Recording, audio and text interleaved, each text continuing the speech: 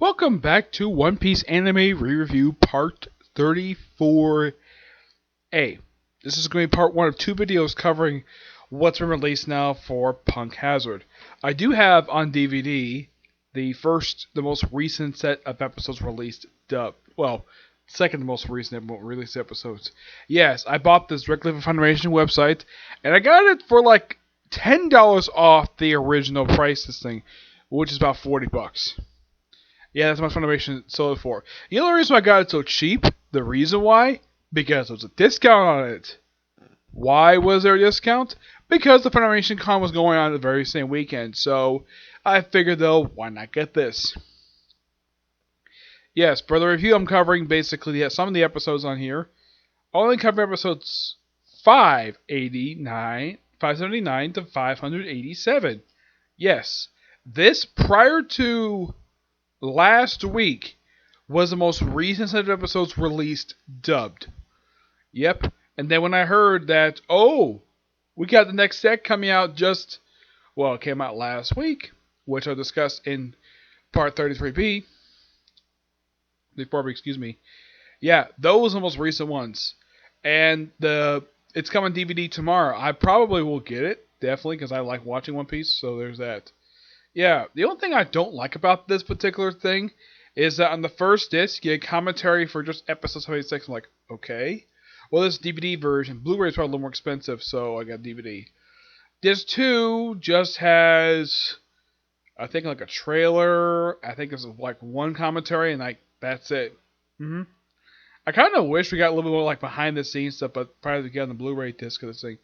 But I'm happy I got this because it's more One Piece. Yep. Now, what happens in episodes 579 to 587? This is the start of the Punk Hazard arc. Yeah, this is roughly the first. Let's see, because this is basically like 13 episodes, and the first 4 are basically the Z's Ambition arc. So this is pretty much the first 9 episodes of Punk Hazard. 9 out of, I think it's like 52. It starts with 579 and with episode number 625.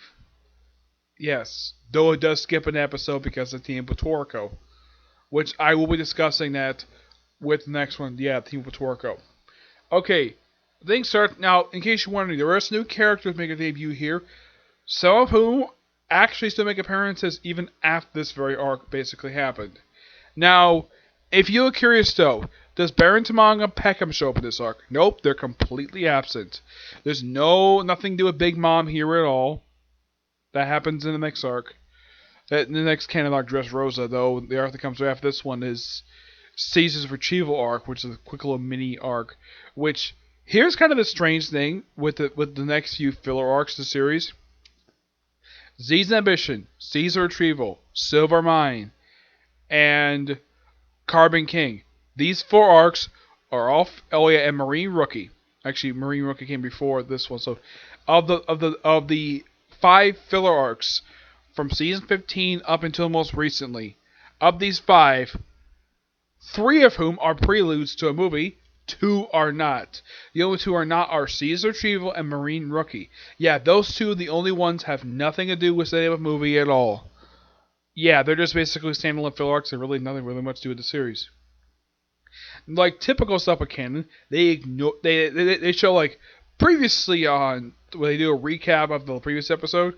Yeah, but when things starts up, it does not pick up where the last episode left off. If you watch the series, and if you didn't watch the movie, which basically Z's Ambition led to the movie Z, which I do not own it yet, but I have seen it. It's a really good movie. It's basically a backstory. It's basically the main villain of that film is somebody who used to be in the Navy, but he left and formed his own navy called the Neo Navy. And it's mostly put like a love letter. Well, in One Piece's love letter to the Navy officers who appeared through almost the entirety of the series at this point. Even Aokiji, who's not really an officer at this point, he's basically off on his own. He actually makes his first post-time appearance in this arc. Punk has, but what he does it toward the very end. Though apparently he's put on potbelly. Yeah, he's put on some weight since he left the Navy.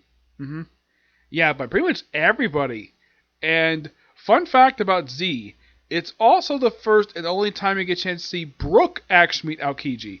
See, Aokiji's met pretty much most everybody on the Straw Hats, with the exception of Brook and Frankie. I don't think he's ever met Frankie. No, the last time he saw the Straw Hats in person, the entire crew at that point was basically in Long Long Road. But in the film, basically, he meets with Brook, and he's like, "Oh, it's one of the." And basically, Luffy introduced it. Yeah, basically, what Luffy said is true, but not anymore. And of course, what happened in here is kind of mildly referenced. Yeah, it turns out Punk Hazard, believe it or not, is the place where Aokiji and Akihito, the current fleet admiral, actually had their 10-day duel, which they fought back and forth, and they made the island where it is right now. So, basically starts out where they're in the rain, and they're basically on the way to the next island, and of course, when they see the next island, which is basically island on fire. Yes, on fire. And then we see the debut of their transponder snail. Well, actually, this is the second time in the series that the transponder snail showed up, because the last time it showed up was back in the Sabaody Archipelago arc. That was the last time officially that the transponder snail showed up. As far as I know, I think it does show up not only in this arc, but I think it also shows up in, I believe it's Dressrosa, and I think it also shows up in Whole Cake. But that's it when it comes to the Straw Hat Transponder Snail. It's quite interesting though. Like unless you remember watching Sabaody Archipelago, you probably would forget that the Straw Hats had their own Transponder Snail, because they didn't have one in the Going Merry. Nope, they never did. My guess is, and this is just my personal theory, this is probably a request from one of the Straw Hats. It could have been Nami or Usopp must have requested, because I don't know what Luffy did. It probably was either Nami, Usopp, or Sanji requested that there be a transponder snail on board the ship, because they never had before, so why not? And I think the only numbers they have in the transponder snail is they have the Flying Fish Pirates, and I believe they have the Kaiju Pirates, because Luffy probably got their transponder snail number when he basically left them at the Sabaody Archipelago back in 2 arcs back. That's probably what they have for transponder snail numbers. But aside from those two, I don't think they have any other ones at this point in time. No, I don't think so. I mean, if they do, they probably would get basically whoever basically they get for after the events of Dressrosa. So, the stress goal is that there's a set, like, Luffy basically does the same thing he did in the previous arc, where this is Luffy, Future King of the Pirates, and Usopp's like, don't tell him that. And he's like, we need help, and of course the Transponder Snail was crying like crazy. He's like, water underneath, like, that's never happened before. It turns out the reason why it's crying, because it's a distress call. And sometimes basically in this series, according to Robin, some distress calls can actually be faked. Yep. And he mentions that he's on Punk Hazard, there's a samurai there, and according to Brook, they're actually from the country of Wano, another reference to Wano. Yeah, this is actually the first time post-time skip that Wano has been referenced. And Wano, of course, that's the current arc of the anime right now, where that arc has been teased for a long time. And they mentioned that it's a close. And here they get a little more explanation about Wano. They mentioned it. Last thing they mentioned was actually back in Thriller Bark, when they brought back that dead samurai who appeared in that story Monsters, a short story that Oda did before he did One Piece. And that one shot is actually canon to One Piece. No joke. Yeah, and he's the main character of that story, and he appears as a zombie. Go figure. They explain that Wano is a closed-off country, and they're known for their samurai. So, they basically have, well, they draw straws who go with Luffy to Punk Hazard. And people win the straw, now Zoro says he's going to go anyways, and Robin, but who's going to go with Luffy, Zoro, and Robin? Usopp. And they go and they're going merry. But first, Nami uses her climate baton to create like a little fog to go over the fire. Yeah, which place is still on frickin' fire. So Luffy goes to Going Merry, the mini Merry for the first time ever in the series, because the last time that this particular thing showed up was back in Thriller Bark.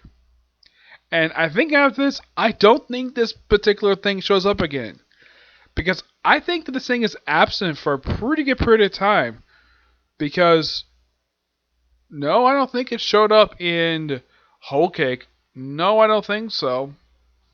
Because I think this is the most recent appearance I could think of that the Mini Mary has shown up. Well, it did show up in a TV special after this. Mainly was TV special showing stock footage and his lobby, but that was it when it comes to the Mini Mary. So, basically go flying over, and of course, Luffy, and here's the thing: in the previous arc, the Straw Hats are given these food, so that at least explains where they get the food from, where Sonic made his lunches, and Luffy starts eating, though. And Usopp was probably thinking like, who's driving? Oh, it's just Robin driving using her devil fruit power. And and this is just a door moment basically where she just basically, hey Luffy, want this piece? Like, sure. He eats it. That's probably by far the only time I can think of in this series where a woman's actually fed Luffy food that I can think of, because usually he just steals food from everybody else. But I think that's just so adorable, the fact that Robin did that. Now, Robin, as far as I know, does not have a thing for Luffy. She probably just sees him as sort of like a little brother that she would basically just protect anyways, because she would basically put her life on the line. First person to do that because he risked his life to save her life, so she's repaying the favor. And of course, Zoro's eating too, and Usopp's like, "You're all eating? What about you? I'm saving my lunch for later." And then they get to the entrance of Punk Hazard. Like, oh, there's Punk Hazard, and this is something quite interesting though. Even in the sub, the two words Punk Hazard are in English. I do not know why this is. This what I thought was quite strange. I would have thought though that in the sub that they would have this basically these two words in Japanese. Nope, they're in English. Yeah, it's in English. It's like, oh look, it's Punk Hazard. So they go look for this missing samurai thing up, and they just go. Of course, the place is hot, so Luffy takes off his shirt. Robin takes off her shirt to, yeah, and I should show this off. She has this like pink top on. Yeah, has this pink top on. Yes, Usopp does do this where he acts like freaking nuts when he sees a dragon. Yes, a freaking dragon shows up at the end of the first episode of this arc. Yeah, actually, it was actually said in the second episode. So, and I wonder like, what the heck is? Oh, look, it's a dragon. And it was later revealed this is actually something that Vegapunk left behind. Yeah, this place is the home to one of Dr. Vegapunk's labs. A character who has never been seen in the series. He's been mentioned frequently. I think he had an on-screen voiceover once in the series, but that is it for Dr. Vegapunk. I'm like, Oda, can you please show us what the heck this guy even looks like? I mean, I get the fact the guy's a genius, but could you at least show what the guy looks like? So they try battling, and then Luffy hears a mysterious voice. And then later on, all four of them do. And then Luffy gets on top, like, bring it down. And it turns out that the dragon's not talking, it's a pair of legs. And oh boy. And who these legs belong to is quite interesting. I will get to that. So, Luffy basically pulls the legs, but he basically brings down the dragon. First, he has a dragon where he bites the dragon's head. Dragon bites its own wing, and then collapses and brings down. Then Zoro just slices up thing's head and gets a little help from Robin while doing it. Actually, not Robin. It was I think it was Usopp. And they go up, slice the thing off, and then they just barbecue the damn thing. And the legs get stuck on Luffy, and he has his legs stuck on him for a little while. Don't worry, he gets rid of them. These legs belong to a new character making his debut in this arc. And then they just basically, we see them. Now, basically kind of go two different directions here. There's different stories here. I'll go to the other one where the Nami's group is up to in a minute. So, yeah, they just basically just walk across. They, of course, well, Luffy tries to take on a dragon. He nearly gets his hand burned on the hot buildings. Yeah, the buildings are hot, but the ground isn't, surprisingly. The ground is fine, and some of the buildings you can walk on, but if you touch like the top of the buildings, they're like super hot. So they walk by, and then they go onto a rooftop they just happen to climb on top of, and they see the other side is frozen. Yep, the other side is cold. And then they just have to come across a guy who looks like a centaur.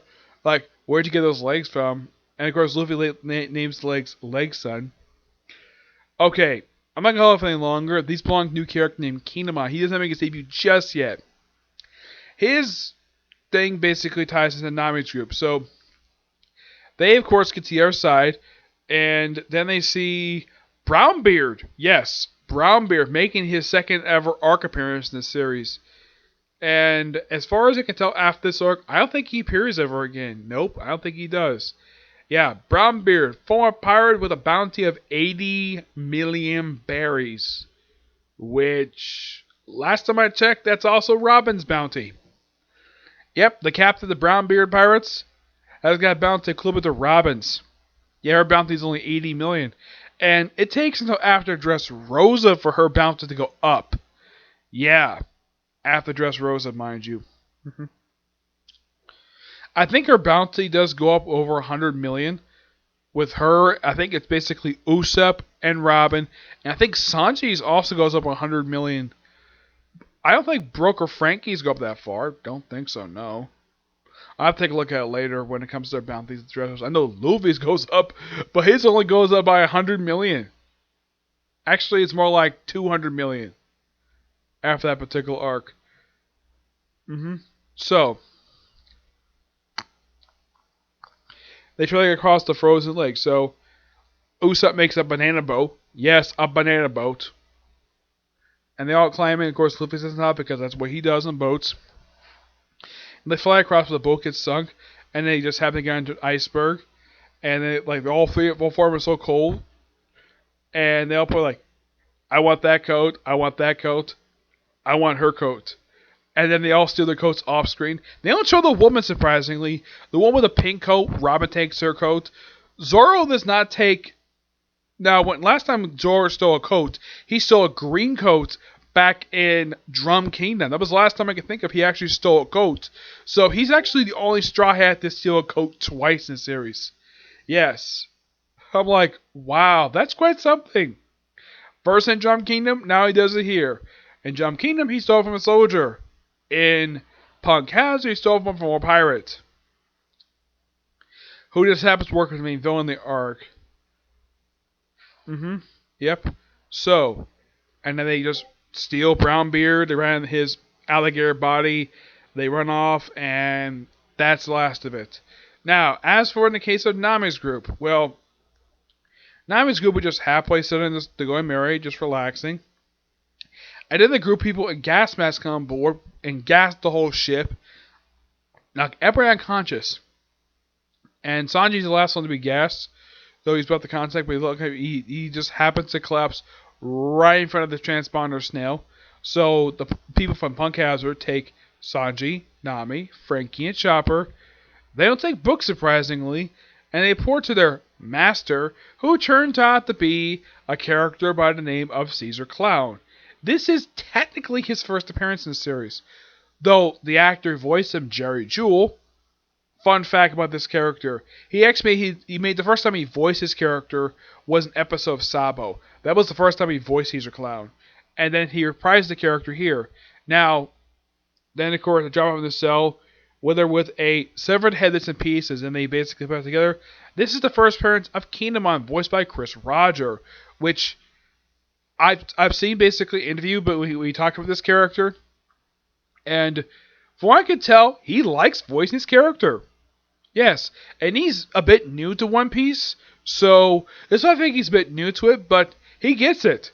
And Jerry Jewell I gotta hand it to him. He nailed Caesar Clown's laugh. They haven't shown his actual appearances yet. He's still in his gas form because his actual form is so weird. And that'll be his definitive look for pretty much up until his last appearance in Whole Cake.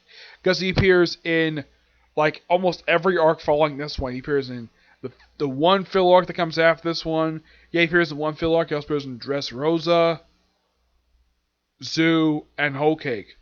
And that's all you see of him. Appears in 4 arcs. Though in the case of Whole Cake, he didn't show up like halfway through the arc. And he's wondering, what's going on here? And we also have another plot thread going on here, with Smoker. Him and Tashigi make their first post-time skip appearance here. And then they just go through some river, slice some mountains up, and of course the men basically all just drooling all over Tashigi because she's hot.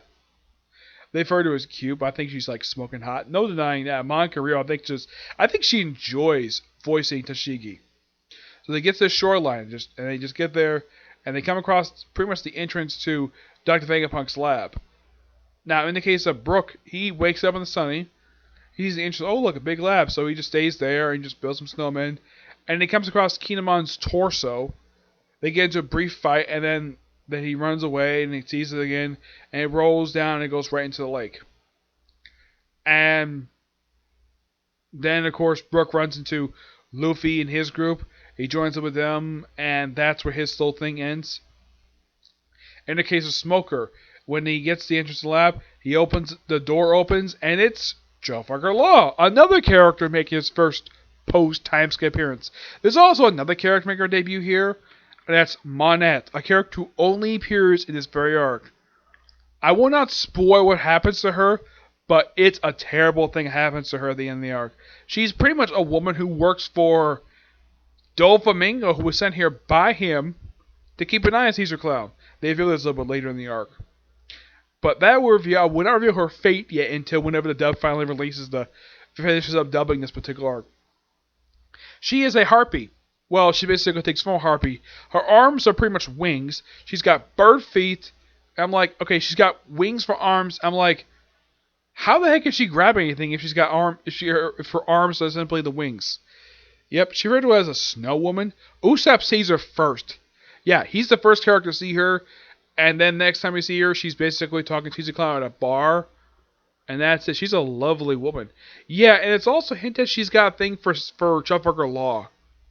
Yes, that's what Law is actually doing here. He doesn't really say it because he gets into a scuffle with Smoker's group, where he pretty much lifts up the ship, slices the pieces, makes a sculpture, and he just slices it down anyways. And then he proceeds to slice Tashigi in half, though she lives anyway, so he also slices some of the G5 men. That they ever get her away and get back together. Though in the case of their portion, their thing ends with Trafalgar Law using a ability called Scalpel while fighting him to remove Smoker's heart. And this means out of his body until toward the very end of the arc. Now, in the case of what happens with Nami's group, well, they wake up in a jail cell and then they come across Kinemon's head. And they play with it while eventually they finally get close, but then eventually, thanks to Sanji, they put fully back together. He says he's looking for his son, so... And then, of course, Frankie's like, let's get out of it. And, of course, they don't tie him up. So Frankie uses his radical beam to melt the door. And, of course, they also basically beat up the guards. And they run. And then they come to a room called the Biscuit Room. But they come across some kids who some are small, some are gigantic. And I'm just like, what the heck is this? And the kids are having so much fun with Sanji and Chopper. For Frankie, it's like so hilarious because he's a robot and think he's so cool. And Chopper, they think he's like a plushie toy. And, of course, every time poke fun of Sanji's curly eyebrows. Nami's like, what the heck is this? And it's like, trying to get away. And then, of course, after several mini pleas from the kids, he's like, okay, let's help these kids. And Sanji's like, alright. Because he always listens to Nami. So he and Frankie stay behind while Nami and Chopper back with the kids. And he says this, I'm not doing it for you guys. I'm doing it for Nami because she asked me to. So him and Frankie beat up the guards. And then, of course, we have Chopper and Nami run down the hallway. Lucky enough, Sanji and Frankie able to get away from the guards that beat him up. And they get to the door where they intersect with Trafalgar Law and Smoker. And Sanji's like, Smoker, I know the ugly mug anywhere. And he goes to Tashigi, looking good. And he's like, okay, change of plans. Let's find another exit out of here. And they just run away. And then Trafalgar Law does something quite silly. He uses his room, and then he proceeds to have Sanji, Chopper, Nami, and Frankie swap bodies. Nami goes to Frankie, Chopper goes to Sanji, Frankie goes to Chopper, and Sanji goes to Nami's body. Of course, Nami, before this happened, we have Sanji give Nami his coat because she's cold, which smart move on his part. And then he proceeds to like just bleed like crazy. He's taking himself give Nami a nosebleed, and he's like, "Oh, I gotta take some pictures." Like, and Nami's like, "Now is not the time for that." And they run into the snow, and of course they have to run, and that's where the portion ends. And this is a really fun set of episodes, and I can't wait to discuss the next 13 episodes. Well, there's like 12 of them part of Punk Hazard. 590 is not part of it. It's basically Toriko. But I will discuss Toriko.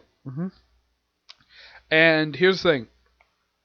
Prior to about 2 weeks ago, prior to last week, this is where the dub stopped until when they released next set of episodes. But luckily enough that there was new episodes released. 588 and they stopped at 600, which means this arc has roughly 26 episodes left. Yep, and the thing is, when I run into episodes, would I do the same thing I did a few years ago where I just, continue watching the series subbed? No, not really. As soon as I run into episodes, I'm going to do just a couple more things with One Piece. First, I'll watch Boss Luffy, and then I'm going to watch the TD special that took place during a time skip. And that's probably it. The only thing else I might do is do a rewatch of two of the movies, Strong World and Stampede. But that's it. But as soon as I run into episodes, I'm going to do 2 quick dub series before I do my next one, which will be Naruto rewatch. I'm going to first watch One Punch Man. No, I'm not going to do a re-review of that one. But I'm going to watch, and I'm going to watch the newest dub episodes released for Black Clover. And then I'm going to do Naruto. Alright, so that's it for this particular review. My next review, I'm going to have basically about 3 more videos I'm going to do today. Well, 4 is a maybe. Possibly 5. Basically, I'm going to do at least 3 comment corners. I'm going to do 1 right now. And I'll save the other ones for later, okay? I'll say after I put the other ones up. This one up in the comment corner, okay? Good video. Bye.